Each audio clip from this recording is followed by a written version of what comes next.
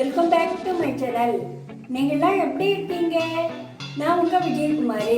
இன்றைக்கி நான் உங்களுக்கு மணத்தக்காளிக்காய் வத்த குழம்பு தான் பண்ணி காமிக்க போகிறேன். மணத்தக்காளிக்காயை பச்சையாக கிடைச்சாலும் வாங்கி சாப்பிடலாம், அந்த கீரையும் கிடைக்கிச்சு யூஸ் பண்ணிக்கலாம். இது இன்றைக்கி வத்தலில் வத்த குழம்பு பண்ணி காமிக்க போகிறேன். இந்த மணத்தக்காளிக்காய் வத்தல் வயிற்று புண்ணு, வாய் புண்ணு எல்லாத்துக்கும் ரொம்ப நல்லது. தினமும் பருப்பு சாம்பாரே சாப்பிட்றவங்களுக்கு இது ஒரு வித்தியாசமான டேஸ்டோடு இருக்கும், நன்னாவும் இருக்கும், குயிக்காகவும் பண்ணிடலாம். இப்போ எப்படி பண்ணுறதுன்னு பார்க்கலாம். இப்போ அரைக்க வேண்டிய சாமானை பார்க்கலாம். ஒரு மிக்ஸி ஜார் எடுத்துக்கங்க. அதில் ஒரு தக்காளி, ஒரு 4 கருவேப்பிலை, ஒரு பெரிய வெங்காயம், இதெல்லாம் சேர்த்து தண்ணி விடாமல் அரைச்சிக்கணும். ஏன்னா வெங்காயத்தில் தண்ணி இருக்கும், தண்ணி விடாமல் அரைச்சி பாருங்கள். இதை நல்லா அரைச்சுண்டாச்சு. சைடில் ஸ்டவ் ஆன் பண்ணி ஒரு பாண்டில் வச்சுருக்கேன். அதில் 4 டேபிள் ஸ்பூன் நல்லெண்ணெய், எண்ணெய் காஞ்சிட்டு ஒரு 1/2 ஸ்பூன் கடுகு, ஒரு 1/2 ஸ்பூன் உளுத்தம்பருப்பு,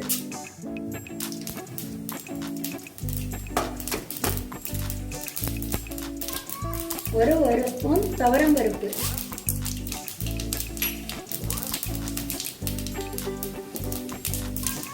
ஒரு 1/2 ஸ்பூன் வெந்தயம்,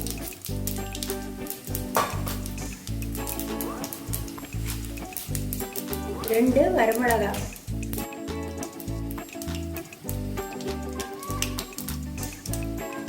ஒரு 4 கருவேப்பிலை. இதெல்லாம் போட்டு நல்லா பருப்பெல்லாம் கலந்து வரணும். இதாங்க மணத்தக்காளி வத்தல். இதை நான் ஒரு கரண்டி எடுத்துருக்கேன். நீங்கள் எவ்வளோ குழம்புக்கு வேணுமோ அந்தளவு எடுத்துங்க. அதை இதில் போட்டு வறுத்துக்கிறோம்.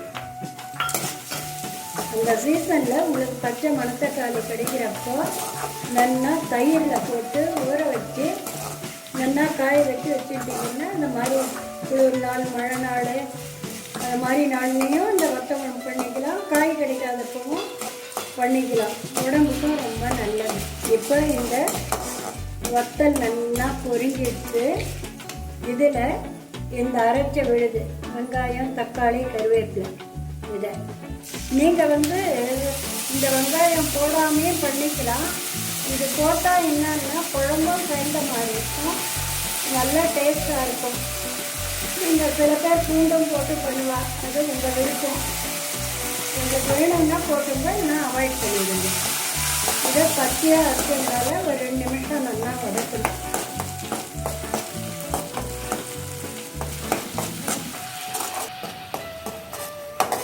இப்போ இது வதக்கி பச்சை வாசனை போயிடுச்சு.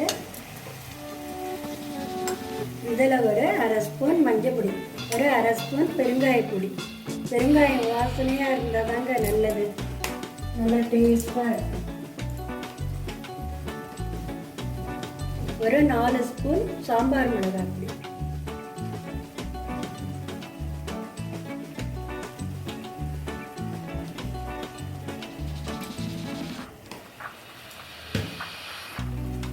இதை போட்டு நல்லா வதக்கிடணும்.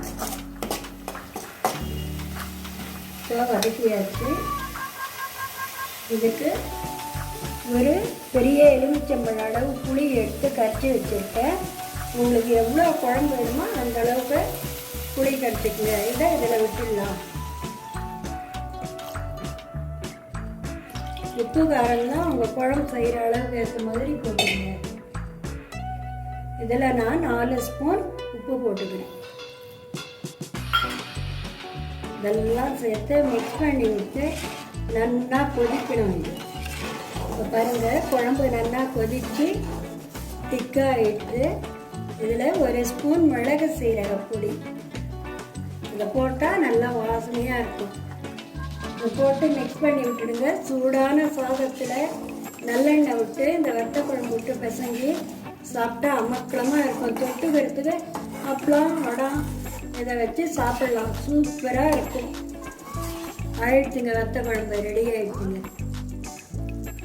கேஸ் ஆஃப் பண்ணிடலாம்.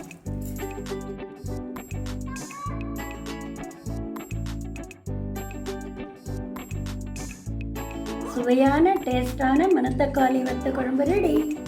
நீங்களும் ட்ரை பண்ணி பார்த்து எப்படி இருக்குன்னு சொல்லுங்கள். நீங்கள் ஃபஸ்ட் டைம் பார்க்குறவளா இருந்தால் மறக்காமல் சப்ஸ்கிரைப் பண்ணுங்கள். தேங்க்யூ.